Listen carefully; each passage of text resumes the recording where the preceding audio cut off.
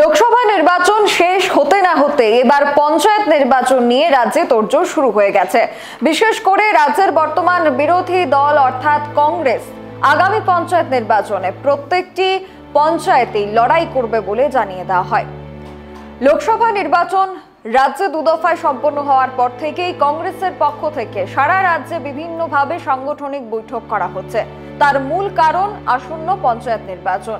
আজ এক বৈঠকে শামিল হয়ে কংগ্রেস সভাপতি আশিস কুমার সাহা জানিয়েছেন, আগামী পঞ্চায়েত নির্বাচনে রাজ্যের প্রত্যেকটি অংশে লড়াই করবে কংগ্রেস।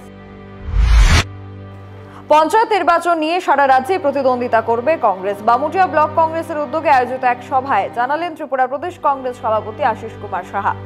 এদিন ৩ বামুটিয়া ব্লক কংগ্রেসের উদ্যোগে তালতলা এলাকায় একটি সাংগঠনিক সভা অনুষ্ঠিত হয়। তাতে উপস্থিত ছিলেন আশিস কুমার সাহা, ত্রিপুরা প্রদেশ মহিলা কংগ্রেস সভানেত্রী সর্বাণী ঘোষ, গোমতী ও দক্ষিণ জেলা কংগ্রেস সাধারণ সম্পাদক মিলন কর, বামুটিয়া ব্লক কংগ্রেস সভাপতি সুনীল দত্ত সহ আরও অন্যান্যরা। সাংগঠনিক সভার মূল কারণ আসন্ন পঞ্চায়েত নির্বাচন এবং নিজেদের সংগঠনকে আরো শক্তিশালী করা বলে জানিয়েছেন Ashis Kumar Saha. Bureau report, social Bangla. Panchayat নির্বাচন নিয়ে একটা সম্ভাব্য দিন বলেছেন এই সময় হতে পারে। পঞ্চায়েত নির্বাচনকে সামনে রেখে আপনাদের কি প্রস্তুতি রয়েছে?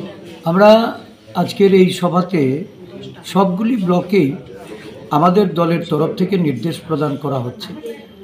আমরা পঞ্চায়েত নির্বাচনে সারা রাজ্য জুড়ে প্রতিদ্বন্দ্বিতা করব এবং এই প্রতিদ্বন্দ্বিতা যেন আমাদের আগে ভাগে আমরা প্রার্থী চয়ন করে নির্বাচনে প্রতিদ্বন্দ্বিতা করার ক্ষেত্রে আমাদের অধিকাংশ পঞ্চায়েতগুলিকে যেন আমরা সাজিয়ে তুলতে পারি।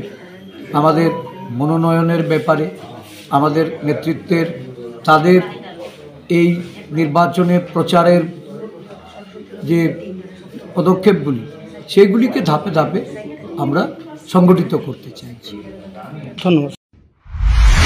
এখনকার মতো সংবাদ এখানেই শেষ করছি। পরবর্তী আপডেটস পেতে চোখ রাখবেন সোশ্যাল বাংলায়।